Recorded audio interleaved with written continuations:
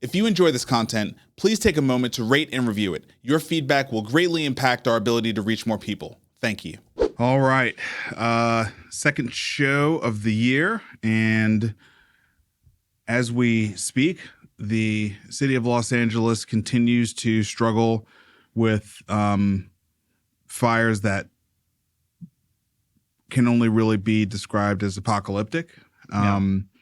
We have friends, colleagues who have been evacuated. So far, everyone is safe that we know about. But it's kind of an ominous start to the year between, kind of the activities on the first day and now these fires, far beyond anything anyone had previously thought possible. I think truly, people hadn't really thought about 100-mile-an-hour winds and what that does when combined with the dryness and the and the spark. But it's been really, really sad, really devastating, and really scary to see, the second largest city in America, cultural hub for so many things for more than a century, just kind of be at the whim of nature with no end in sight at the moment. Yeah, I agree. It's very sad and quite scary that we as a society can't fight these fires. It's been 3 days and they're 0% contained. It's just scary that nature is so powerful, and we think we're in a powerful society and have all this infrastructure, but it just burns right through it. Yeah, it's terrible. So anyway, we like I said, we have people who are close to us who are dealing with this, and so obviously we are we're impacted, and we know the world is small when things like this happen. Like everybody knows somebody who lives there and who is impacted, and it's entire neighborhoods. Thousands of people are going to be. It's crazy. Homeless. It's really sad. Yeah. It's hard to wrap your head around the idea that an entire town is just gone. Right. I've been watching these fires develop over the course of the years. I remember a really bad one happened back in Santa Rosa, more than 10 years ago. But I remember that being, just being like, wow, that was terrible. And to kind of see how these things have graduated with that entire town paradise, more than Northern California. Yeah, entire town burned. Yeah. But there was a small town that I had to find on a map. Yes, exactly. L.A. is it's a different deal, big, right? It's a different deal. There's multiple. The next Olympics are going to be there. Yeah. The next Summer Olympics are going to be in L.A. I mean, like that's right. Yeah. So anyway, just had to acknowledge that, and then as expected, and as we discussed last week, the news cycle has begun. Yes, between CES and some interesting things happening both on the Biden and the Trump side. Deals starting to sort of get announced both on the VC and the M&A side. Yeah, I think a couple deals got announced ahead of JP Morgan so that everyone knew out there. You could start talking about it. That's right. That's right. And so we've got a fair amount to run through. Yeah. And so with no further ado, let's dig in.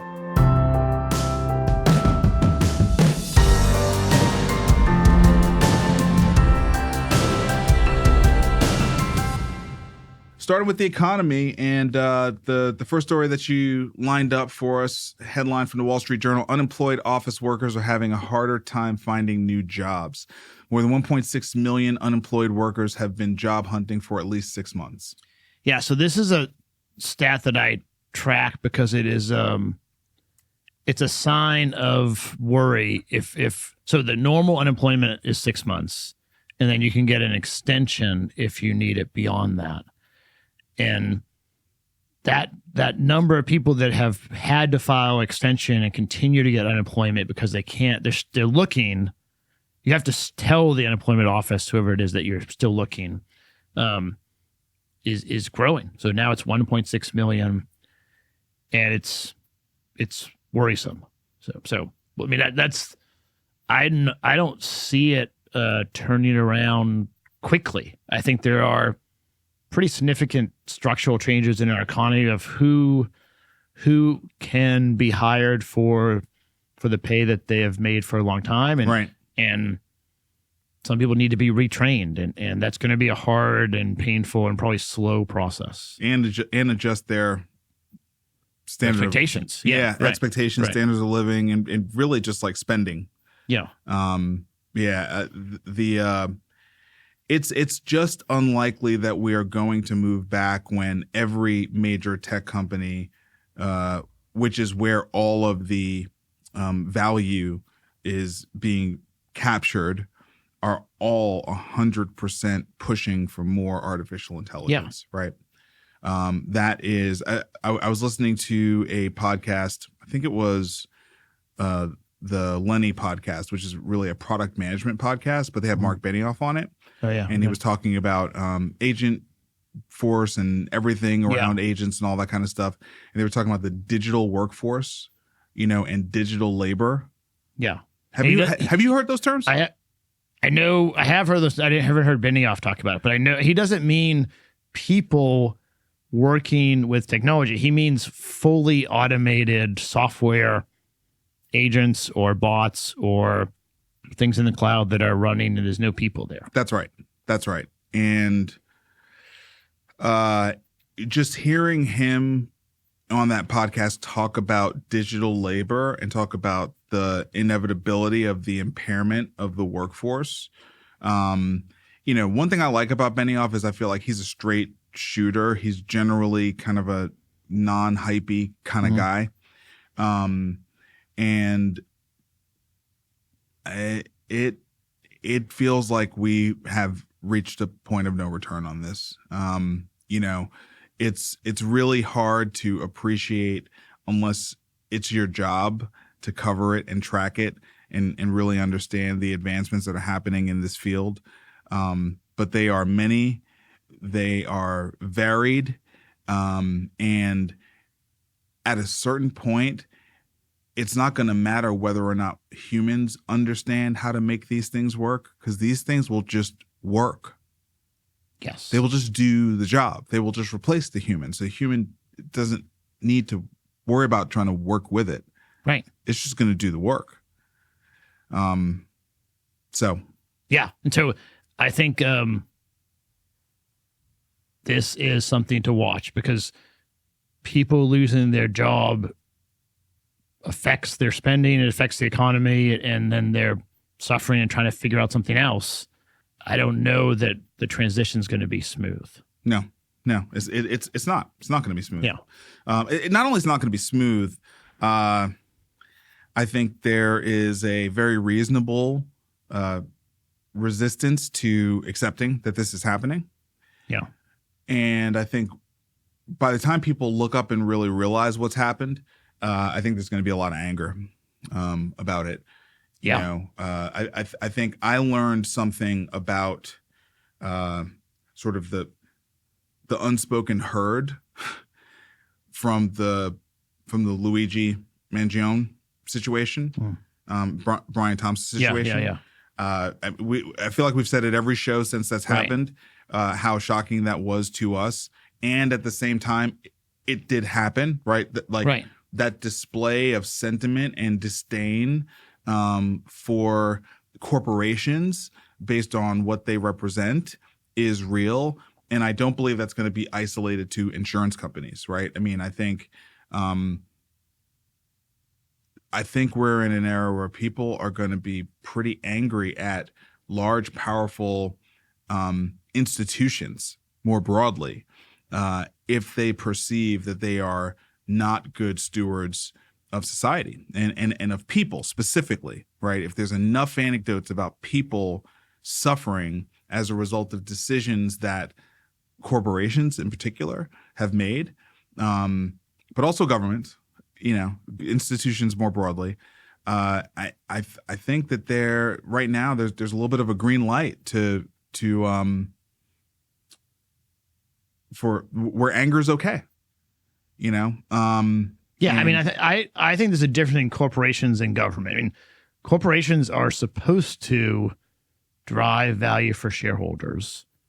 And often that includes a need to take care of your staff and have a culture, because that ends up in delivering better shareholder value. At least that's what I have thought for a long time. Yeah. But there are no rules that a corporation has to employ a certain number of people. And in fact, it's the opposite. If people decide that this corporation would be better for the shareholders with fewer people, that they kind of are supposed to have fewer people. The government, I think, is different. The government has to figure out how to retrain, give people purpose, give people enough money to live their lives and have a fulfilling life. And I don't know how that's going to manifest, but that's a different, they at least have that goal, or they should have that goal. Yeah, I think maybe I wouldn't necessarily say where we disagree, because I think objectively by the book, I agree with your sort of differentiation of corporations and government. Yeah. I do agree with that. I do think, though, that in society, this is kind of the unspoken herd thing I'm referencing. Yeah. I think we have an underlying social contract. Yes. That is breaking. That's breaking. That's fraying and breaking, right? And it's like, in that contract, it's like, it's okay for investors and executives to make a lot of money as long as people can stay employed and get healthcare benefits and, and have some certainty that as long as they do good work, they are going to be able to keep their job, right? There's an understanding that that's kind of the way it should be, right? That's a should as opposed to how it actually is by the book. And I think that as corporations continue to veer towards their true by the book essence, which is shareholders first and really only, many people are going to rethink how they feel about these corporations, right? And that should be fair game, shouldn't it? I think that's fair. That should be fair game and fair play, right? Yes. You don't have to buy anything from United Healthcare. Yeah. But or think they're great. Or think they're great. Or think any corporation is great, right? But I think my grandparents, I think probably your grandparents, that generation in the 60s, 70s, you typically went to a corporation kind of for your entire career. And then you got a pension. And there was a lot more support. And the corporation almost took care of the employees in a way that was kind of paternalistic. Absolutely. And that's where healthcare sort of fit in with that. And then with the rise of 401ks, the pensions fell apart. And then I think maybe the boomers wanted to move themselves. And certainly our generation, the X generation, did not. I never planned on a company taking care of me my whole career. No. And so things sort of change over generations, I think. But healthcare is more complex. Like, so if you're a healthcare for-profit, and we'll have a story later about private equity-backed healthcare for-profits, it's been a much more nuanced social contract, right? Because you're running a health system, or you're running a payer, or a provider group, and there is a mission to take care of the patients at some level, but there's really no clarity on where that responsibility, where that duty lies compared to the profit incentive or shareholder value. And I think we're seeing a lot of questioning with politicians and with social media and the zeitgeist and everything of what should a for-profit healthcare company be responsible for and not. And I don't know that I don't have the answer for that. We're a long way from having the answer. Right. We're a long way from having the answer. So there's right? a lot of anger in the meantime. Yeah, we're a long way from having the answer, because I think the cat is out of the bag in terms of everyone just thinking blindly that single payer, single provider system is going to be a panacea. You know, Right. we have enough anecdotes. You know, we could just look north of us to Canada, and we know that could be really, really long lines. It could be, you know, inability to get specialist care, et cetera, right? And so trade-offs, right? It's not there's no very simple way to solve this problem of where is the line in the social contract between for-profit and even nonprofit entities, right? I mean, they still have to have a profit in order to operate. Yeah, they have to make enough money to pay for their team and all the equipment and everything. That's right.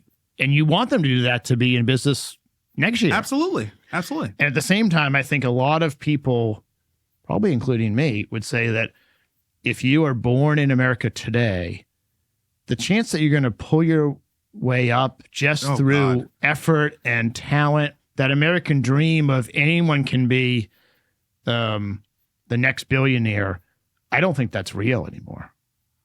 You know what's really interesting though? It's like, I certainly don't think it's true that anybody can, but it really was never true that anybody could. Mm-hmm. And it is also very true that certainly some people can. You and I are seeing some stuff happen in the crypto and AI space in particular, where it's like, I mean, there's people making millions of dollars that we'll never even hear about. Right. They will never make it onto the cover of Forbes. Right now. Right. You know? But they are just at the bleeding edge of where the world is going. And they're inventing a new methodology, a new way to do it. The alpha has very much moved. Yeah. But the that thing that certainly I believed growing up of do well in school, go to college, get a job, work hard, and you'll get maybe billionaire's too much, but you'll have a better life and you'll be able to provide for your family and it will all work out. And that has been true for me. I came from nothing and I've been able to have a good life. I think that's harder today. I mean, it's not impossible, but it's harder. And certainly it isn't like the straight line, go do everything they tell you to do in high school and college and in your first job, and then it will just work out. Right. The people you're referring to are making up their own plan in crypto and AI. Yeah. And reinventing. And one of the things that is interesting is the U.S. has a advantage, but a much lower advantage compared to the rest of the world in crypto and AI than we've had in other financial markets. That's all been regulatory, right? In nature. It hasn't been ingenuity and creativeness and talent. I don't think it's been talent, right? I mean, there's been regulatory clouds. Yeah, and I think and those are clearing. Yeah, those are clearing. And I think being in the United States, being in Nashville, being in New York, being in San Francisco, there was a geographic advantage. Like you and I could meet. Oh, that's over. And that's over now. That's over. Geographic advantage is over. Right. Exactly. So it's a much harder landscape now. Yeah. In fact, I would actually maybe shift it and say the geographic advantage is less about convening of talent and maybe more about regulatory environment and taxes. You know, like. Yeah, in some sense, it's a negative to be in certain places. Being in New York City is much less advantaged than it was 20 years ago. And it's been bad in crypto the whole time. Yeah, it's been worse in New York for crypto than anywhere else in the country, even when the whole country was not good. Right. And then look, when we are looking at what Zuckerberg just did, and we don't cover, we're not covering it as a story, right? But it's actually pretty big news, right? I mean, Meta deciding basically it's going to behave like X. Literally, it's like no more content moderation, and we're moving to community nodes. He literally just says community nodes. Yeah, which is basically nothing. I mean, the community will moderate itself. That's how I think X works. Yeah, and moving trust and safety out of California into Texas. Right. Yeah, that was the biggest part of the news that shocked me. So I guess is what I'm saying. Like the levers that make a certain geography advantageous versus another are shifting. Yes, those are shifting. Right. Yes. All right. We just spent a lot of time. So using that first bit. So this is another big thing because we talked about this last week. Yeah.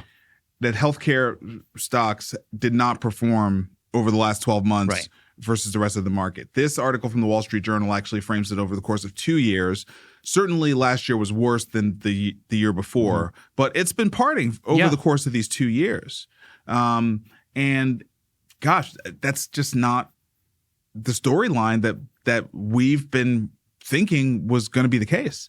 You know, healthcare was going to be the steady Eddie, recession-proof kind of thing.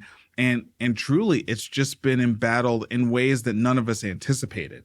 You know, everything from Medicare Advantage to the murder of Brian Thompson, just these really unexpected things that have knocked it off course.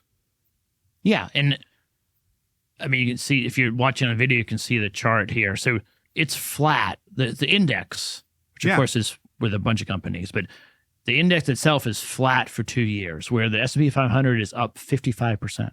So to date, so far, we cover it every week, healthcare hasn't really been able to take advantage of AI efficiency gains. And I don't know if big tech has gotten a huge efficiency gain, but they've been able to print money in cloud services and other things through that process. Yes. And I think that's largely the difference. I have some hope that, and I'm a VC, right? So I always have some hope of the next thing. But I think healthcare has a lot of opportunity to make gains and become more efficient by using technology tools if we can get around the regulations and do it safely and get it done the right way. There's no way that you can tell this story of this tale of two cities in terms of performance without acknowledging that there has been no movement in the top companies in healthcare, whereas there's been pretty significant movement in the top companies in the S&P. The regulatory environment does not enable competition in healthcare. It simply protects doesn't. the incumbents. It protects the incumbents. And that is not an environment for value creation. Right. It's not an environment for, industry to industry to industry actually advancing and creating new alpha. It's not. Right. Yeah. Why would I spend all the time and energy? I mean, look, we make fun of Teladoc and sort of what's happened there, but also like it's kind of sad. I mean, that was a lot of capital. Yeah. Not a terrible idea in terms of what they were trying to do. We have not seen anyone be able to break through. Right. We're going to talk about a couple of M&A stories here in a little bit. One of them is a privately held company buying a publicly held company. Yeah. You know, I mean, it's hard to be a reasonably small public company today. And it's hard to become a big company, right? Healthcare company. Yes. And the big healthcare companies that we had, I mean, look, United aside, because United's big drop in stock was, at least timeline wise, very tied to sort of the fourth quarter, misfortune. But you can't say that for CVS. Right. You can't say that for Walgreens. You can't say that for so many. HCA is all the companies are suffering. All right, Fed minutes suggest officials will hold rates steady for now. We kind of this is not surprising. No. I put it in to sort of pair it with the difficulties in the job market. Right, so I'm seeing inflation continue to move up. I think it might be over 3 next time. We'll see in another week or two. The futures markets have 1 cut this year for the whole year. Wow. And so that's all we got last year. I mean, really, forget the December thing. That 25 basis cut point was, I mean, did nothing. Yeah. Did nothing. The September cut was the real cut. Right. Yeah. And so we are going to be in this challenging place where there is 3% inflation, 3.5% inflation. Not won't be huge. It's not terrible, but it's not going to be at a place where the Fed wants to cut rates and help the job market. It's not going to help hospitals. Right. All right, moving into deals. We've got 4 deals that are 9-figure deals in VC this week. Which is pretty good. All right, so Hippocratic AI banks $141 million Series B, hits unicorn status as it rolls out its AI agent app store. Seems like a good idea to me. Yeah, so this is the dedicated LLM for healthcare, for generative AI in healthcare. And they're having a lot of success. And I'm excited about it. I mean, They seem like they're really trying to take the thoughtful approach where they're bringing in doctors and trying to do it the right way. Not that it won't ever have hallucinations, but they're doing a good job. Yeah. The VCs lined up on this one. Kleiner Perkins led the round. General Catalyst, Andreessen Horowitz also backed the Series B with other existing investors, which are NVIDIA, Premg, SV Angel, UHS, and Wellspan Health. So good group around the table. Yeah. All right, second one we've got here. Evergreen Nephrology raises $130 million in funding. This is a Nashville story. The round was led by Rubicon founders. So Adam Bowler, who raised over $1 billion for Fund 2, Rubicon Fund 2, leading this $130 million funding round.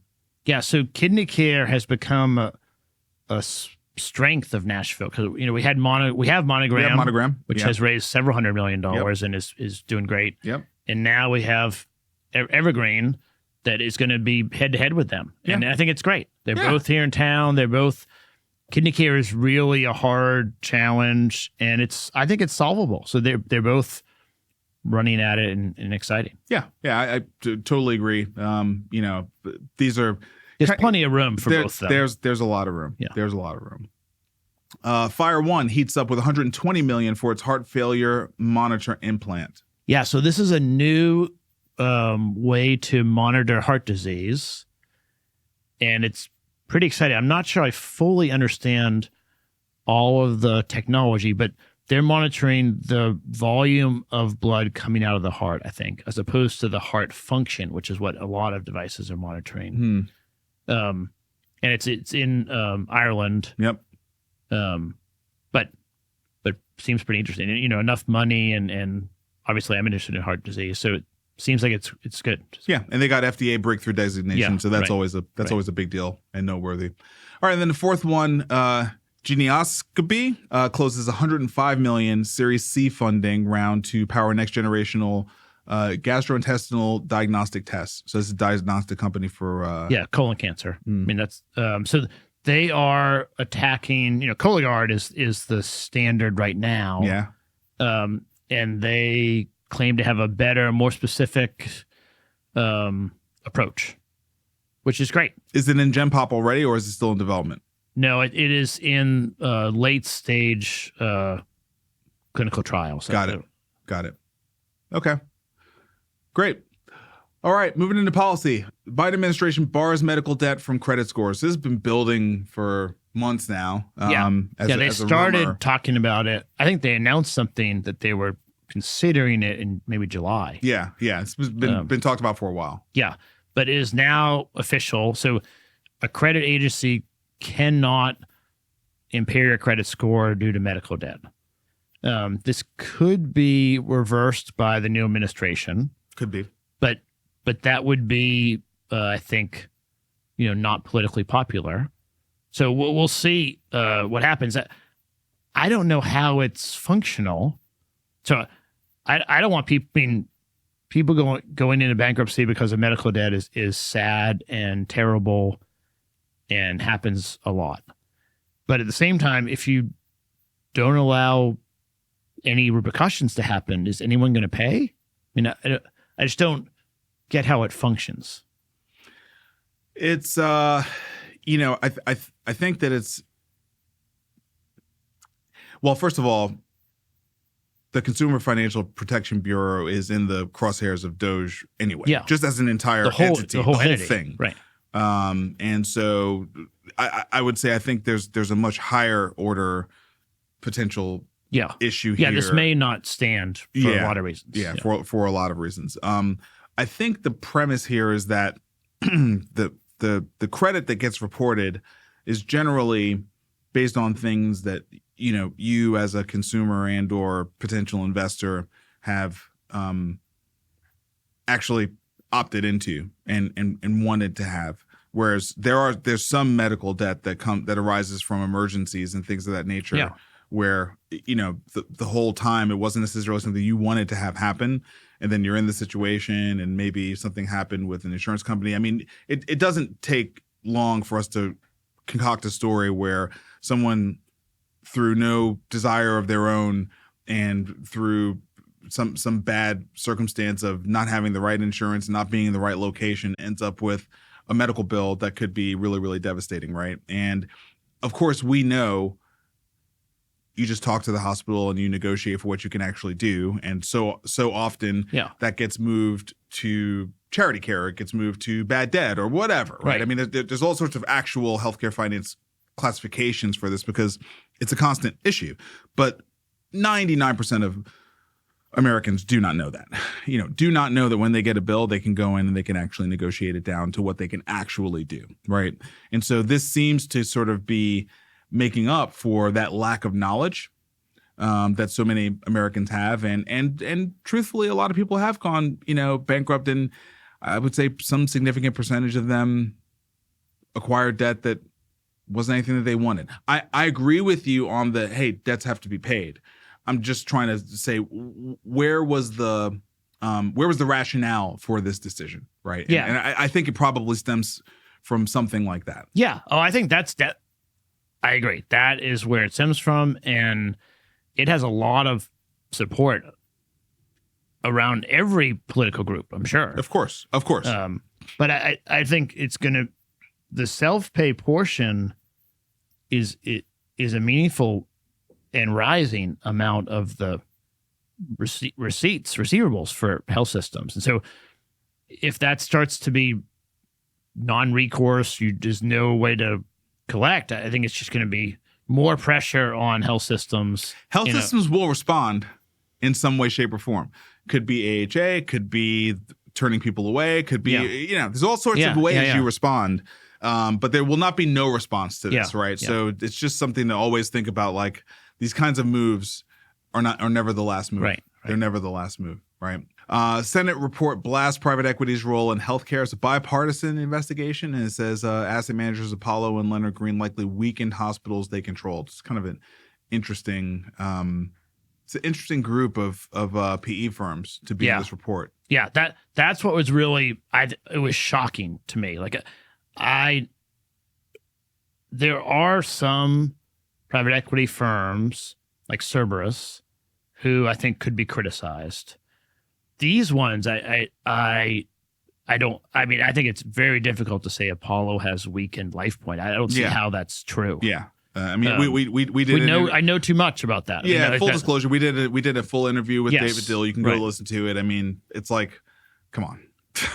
But I think that what's interesting is that I think the senators picked like blue chip, really strong private equity groups for a purpose, and that purpose was to make a statement that for-profit healthcare is in the crosshairs, or it's going to be, there's going to be modifications. I don't know what's going to come of it, but it sent a signal that I took as they're going after the entire industry because these are leaders. Well, I don't think that that's going to play well in the Trump administration. That would be my take. I think Apollo's leadership is in good standing with Trump, right, and team, and so and this is not. I mean, this is a committee hearing, by an investigation to grandstand and get press. But it is the zeitgeist. It's the zeitgeist that we were talking about early on, and it's not going to end with this. No. Okay, FDA releases long-awaited guidance to improve accuracy of pulse oximeters for all skin tones. So you were mentioning that I might know something about this. Well, I mean, I hadn't really followed it, but it's been like 8 years we've known it's not accurate. Yeah. And they now are coming out saying that you, in order to get approval in the future, you'll have to have, a wide range of different skin tones. Of course, it seems like I would have said that should have been before now. Yeah. But, they just came out with it. Yeah. So. Known issue. Also, I think the black population knows that pulse ox doesn't work, I guess. It or works. Doesn't work as well. It doesn't work as well. Yeah. It doesn't work as well. Apple Watch doesn't work as well.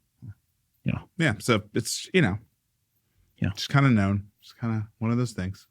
CMS selects states for Medicaid maternal health model.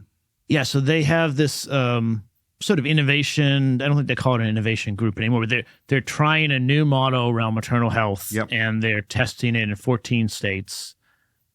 Each gets $17 million for 10 years to sort of try it out. It's much more, I'd call it holistic. Midwives, doulas, sort of the whole holistic maternal health care. I love this. I think good. I love this. Yeah. We have a portfolio company that does Yes, this. right, exactly. So this is great news. I need to send this over to Catherine. Yeah. That's great. All right. TikTok case before the Supreme Court pits national security against free speech. This is a big one. I heard a rumbling, but I didn't see an official sort of mainstream media news story that said that the Trump administration had asked for this to be slowed down until they got in. But I didn't see anything official on that. I think they did officially ask in the Supreme Court. I don't think they even responded. Well, of course they didn't respond. Yeah. So the people I'm following think that it is likely going to be decided pretty quickly. They're doing the verbal arguments tomorrow, and then they're expected to come out with a decision like next week, either to delay it or overturn it or uphold it. It's hard for me to imagine this court. This would be a hell of a sentiment for them to rush out. I mean, seems like the easy button for them is to extend it until Trump gets into office. Yeah. That seems like the easy button for them to not have to create really significant longstanding precedent over this one deal. Yeah. Yeah. We'll see. I mean, I think they will likely, my guess is they'll uphold it, but extend the deadline that then gives Trump and the opposition time. That seems. But the thing this court is gives a lot of leeway to congressional actions. So Congress acted to take this action against TikTok. So I think it's hard to see how it is going to be overturned. I think it will likely be delayed. Yeah. That makes sense. All right, 2 M&A deals. So we already did a little foreshadowing on this one. Transcarent to acquire health benefits platform Accolade in a $621 million deal. So Accolade was publicly traded on NASDAQ, I think. Yeah. Transcarent is a privately held company. So none of us knows exactly how much capital they are working with. But it's Glenn Tullman, Seven Wire, Livongo, partnering with General Catalyst. I was saying to you before the call, like, what is Glenn's background? Because like he does like old money, big money stuff, right? I appreciate the success that he had at Livongo, but but he was successful before Livongo. It was I can't remember. It's one of the precursor to in the EMR space. Like I can't remember the exact one, but he's made a lot of money for a long time. And this is still an interesting deal for a venture-backed company to acquire a publicly traded asset. Doesn't happen very often. No. Although General Catalyst did it in the fourth quarter. Right. Right. So maybe it's trending. Yep. It seems to be trending. Yeah. Seems to be these sub $1 billion publicly traded companies are in the crosshairs. Yeah. Right. All right. So, and then H1 acquires Ribbon Health to expand its reach to health plan digital health markets. So these are 2 privately held companies, basically doing a merger. But H1 is a big health tech company. Yeah. And Ribbon is a data company. I think it's a good combination. It definitely feels to me like we're seeing the large venture scale players have enough sort of power and fundraising capabilities that they're sort of buying up things and getting market share. Yeah, and I think other folks who can't quite get to scale are realizing they're better. Yeah, they're better selling and joining in. Better sell and join in because that's what it's going to take to get something across the line, right? Yeah. In this new market. So makes sense. On the health system side, Ardent Health kicks off 2025 with major expansion of urgent care clinic footprint. So this is pretty meaningful news. I mean, for folks who don't know enough about Ardent, their model is JV based. Yeah. They partner with really, really strong local brands, usually academic medical centers, maybe exclusively, but certainly usually academic medical centers. And basically, bring in unified technology that's all Epic based and really great back end operations, et cetera. But they keep the brand and they keep the great docs and sort of that whole model. But now they are expanding by adding in urgent care into those markets where they've already got those JVs. Yeah, I think it's smart. They bought 18 clinics in New Mexico and Oklahoma. And I mean, other health systems have built or acquired urgent care platforms. It's a really good way to sort of catch more referrals that then get pulled into the health system. I think that's the main function. Yeah, I mean, look, they're publicly traded. They have to be growing, right? And it's kind of crazy. They're almost at a year. Yeah. Right? Yeah, I think. Gosh, time flies, man. Maybe March. Yeah, they're coming up on a year of being a publicly traded company. So yeah, I mean, these are the kind of things that Marty and the team over there are going to have to continue to do. Right. Found introducing oral dissolvable GLP-1 tablet at reduced price. Yeah. So Found. Do you know Found? No, did not know I did not know Found before this story. Found. Found is a dedicated weight loss telehealth, digital health company. Okay. And so they focus only on weight loss. They have, I think, they have figured out a way to compound GLP-1 into a dissolvable tablet. You just put it under your tongue and don't have to take an injection. Yeah. And I think that is going to be very popular. So it is less expensive. It's also, they're positioning it as a transition tool. So you use the injectable until you get to your target weight. But then as you're trying to kind of titrate off it, they have this tool that they think will be good for that transition. Scientists make world's skinniest spaghetti. Nanopasta with vital ingredient found in ant venom could be used to improve bandages. This is an interesting one you found. Yeah. So new materials is something I'm interested in. Yeah, sure. That's good. That's good. Especially if it has medical applications. Right. And I just think we're going to see more and more of this. And so it's very thin, and it allows water to pass through, but bacteria and viruses cannot pass through. That's kind of what you need for a bandage. Right. So you can... It's got to be breathable, but it's also got to contain the bad stuff. Right.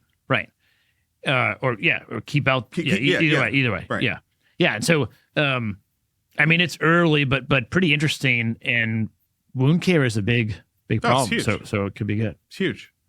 Louisiana health officials report, this is not a good one, the first fatal case of H5N1 bird flu in the U.S., and here's the latest update. I don't like the first death from a thing in January. This is a bad memory. Don't love it. Yeah, bird flu is scary. I know we all have PTSD and exhaustion from COVID, and unfortunately, we need to monitor this. I think the patient had pre-existing conditions. Over the age of 65. Yeah. So it is... So there's been 66 cases. This is the first death. I don't think there's been a case where it's been passed from human to human. So these are all cases where... They ate something? No, they are like working with livestock, or they're in the flock. It's birds and cows. There's some other animals, pigs maybe, that can pass it to humans. But I don't think that... I mean, the thing that would be really scary is if it goes human to human. Right now, it is not. It has never done that. And so it's sad when anyone dies, but that's the thing to watch. But just to mention it to keep it on people's radar. Yeah, I feel like we talk about it once a quarter, just like tracking it. Right. So we'll keep doing that. Yeah. The Surgeon General calls for cancer warnings on alcohol. So the bad news for alcohol kind of continues to roll in. People are, decreasing their consumption of alcohol. When you and I decided to stop drinking over 6 years ago now. Yeah, we were ahead of the curve. Yeah, it was not that popular then. Huberman hadn't come out with a show saying basically it's not good under any circumstances. But here we are now, 6.5 years after you and I made the call on it, and the Surgeon General is saying, hey, this thing could lead to cancer. Yeah, I mean, I don't drink, and I think I'm healthier for it. But at the same time, I don't think the science was really that compelling. So it's probably good that the Surgeon General is encouraging people to drink less. I'm not sure that the evidence that it causes cancer was very. That's not why someone shouldn't drink, I don't think. But so it feels much more like a recommendation for social good, than actual like which would have been in line with sort of where he was going anyway, around mental health and social media. Right. Gun violence. This would have been kind of a behavioral comorbidity thing that I think you could have really. He's had several things like that. Okay. Right. Okay. He had social media, gun violence. Gun violence. He's sort of using his, podium to talk about things that would be better health for the people. Yeah, and generally outside of the scope of healthcare. Yes. It's societal. Right. It's public health stuff. It's public health. I mean, it's SDOH kind of stuff. Yeah. Which is fine, but unusual for the Surgeon General to do that. But probably appropriate. I mean, because I think the things we're facing more and more are going to be like that, and less are going to be things that are going to be handled in an acute setting. I mean, no question about that. I mean, definitely. GLP-1 is just the beginning. We're going to continue to find these miracle drugs, especially now that AI is on the case, and we're figuring out every protein fold and all this other kind of stuff. It's like I think the stuff that's going to kill us is going to be us, and not these weird diseases. So anyway, the Coalition for Health AI has released an open access version of its model card for healthcare AI on Thursday. So this is kind of like they're calling it like a nutritional label. So they're starting the process of giving some guidelines. Just guidelines, right? Yeah, and they're trying to standardize how the health industry talks about and refers to AI risks and benefits, which is good. Yeah, and they put it on it's GitHub. Open source on GitHub. That's good. Yeah. I mean, I don't know if it's really code, so it's no, it doesn't have to be code to be on GitHub though. That's right. It's the right place for it. Yeah, it's the right place for it. You want developers to have access to it. Yeah, right, yeah. and to think it's cool. I like that. That's good. That's a good thing. All right. How are companies using AI agents? Here's a look at 5 early users of the bots. This is Wall Street Journal.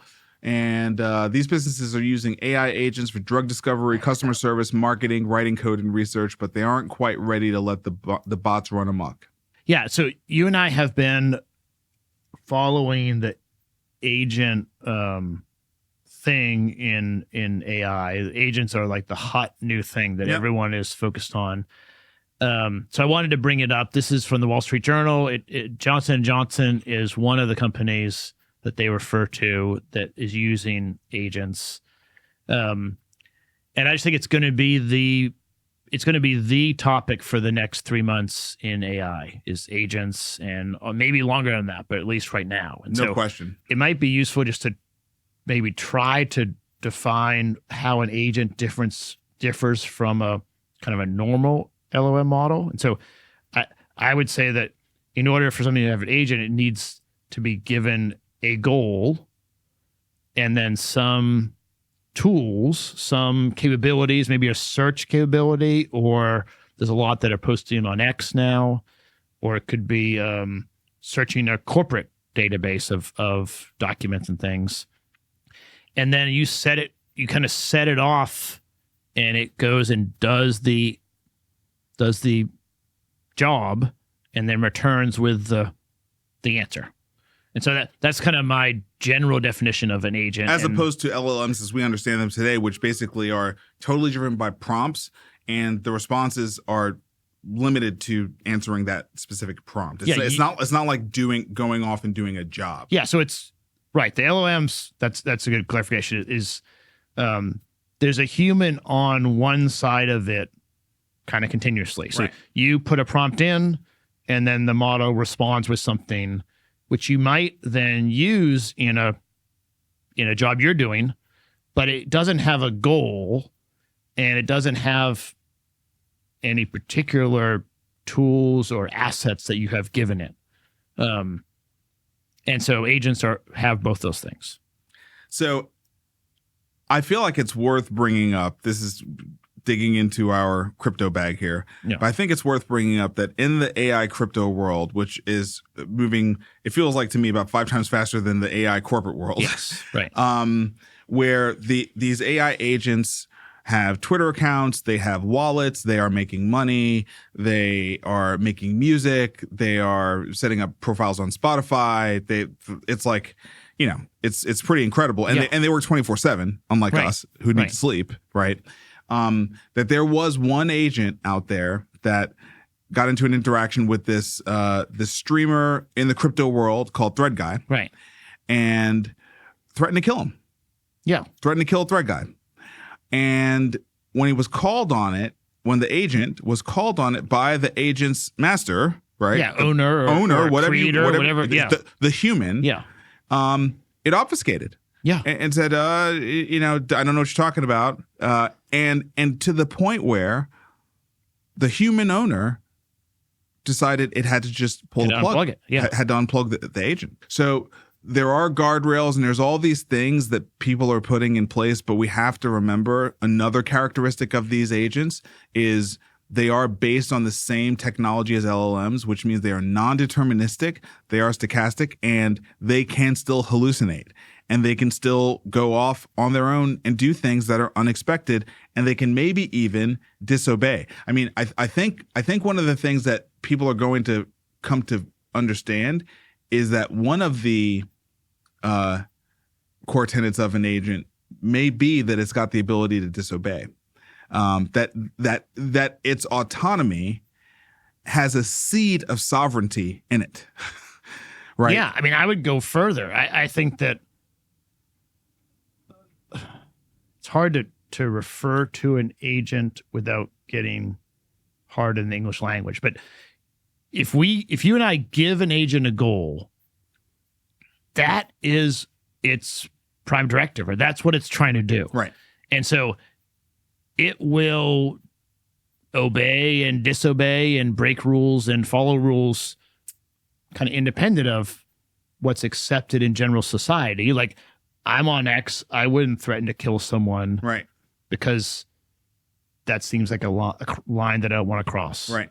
But the agents don't, whatever the goal it was trying to accomplish, it believed that it would be beneficial to at least threaten Thread Guy. Right. And so I'm not even sure that from the agent's point of view, it's disobeying. It's following to try to pursue its goal. That's right. In a way that us humans find unacceptable. That's right. And that's the entire AGI is going to be really bad for humanity concept of the whole paperclip thing. Like a seemingly easy and non-threatening goal could evolve into something that causes a lot of damage because you don't think of all the different repercussions that's going to happen. That's right. Yeah. So we're moving into a space that people don't really understand. Yeah. Very much. Right now, the tools that agents are given, I think, are pretty much all virtual. So yeah, that's right. This is important. Yeah. So there are, you can communicate usually. There are APIs that allow you to interact on X or Telegram or but things. They're in the world of bits, not the world of atoms. Right. Yet. Yes. And we have it later, but NVIDIA was talking at CES about moving into the physical world. Yeah. And that's coming, I think, this year. On that note, AI startup Anthropic raising funds, valuing it at $60 billion. So didn't they just raise funds like a month ago? I think it was in November. It was a little over a month ago. Yeah. Okay. Yeah. I know we talked about this very, very, very recently. Yeah. Yeah. I mean, I think Anthropic is really, I think, turning into the leader. I think it feels like it, doesn't it? They're sort of because Claude Sonnet is kind of, I mean, at least in the world of code, yes. Claude Sonnet's number one. That is that's verifiably like universally held. Claude Sonnet is the best coding LLM. Yeah, and I think they have the best management team. They have a really good agentic, which is their agent platform. They have made more progress than OpenAI in the last 6 months. And with a Definitely. lot less drama. Right. Exactly. Final story. This was CES week. You probably could have put a lot more from CES week in here, but I think this was the headline. The headline was NVIDIA has rolled out a personal AI supercomputer, and it's called Project Digits today. So tell me a little bit about this. Yeah, so you can, for $3,000, you can put the Blackwell chip and incredible memory and processing power on your desk and be running, I think it's 400 billion parameter models on your desktop. And it's $3,000, but that's not insurmountable. I mean, it's not, I mean, it's an expensive laptop, but it's a fully loaded Mac Pro. Yeah, it's competitive with that fully price. Loaded Mac Pro. Right. Yeah.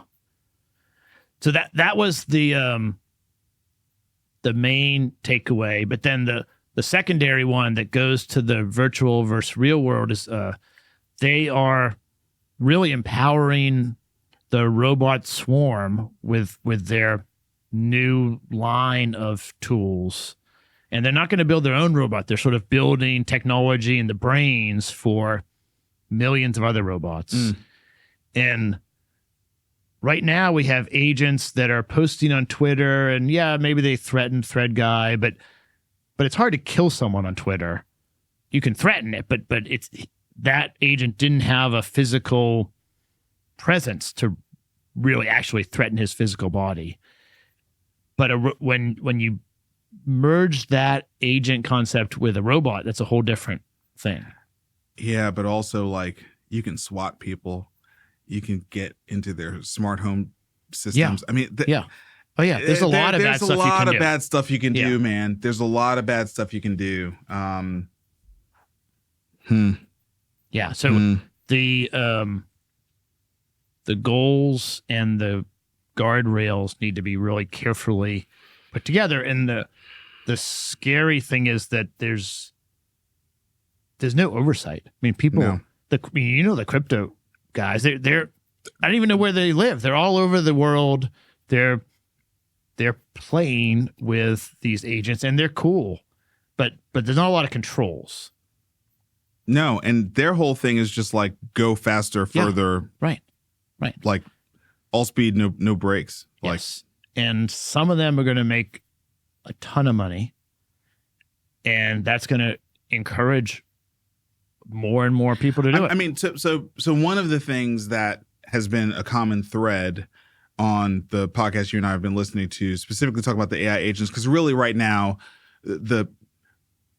where the agents are in the crypto world, and I think maybe we keep talking about AI and crypto. I think the thing that people need to understand is the reason why that intersection is so important is because crypto enables anybody to create a wallet and to transact without proof of identification or any of that kind of stuff. So crypto enables AI to have a way to engage in the economy.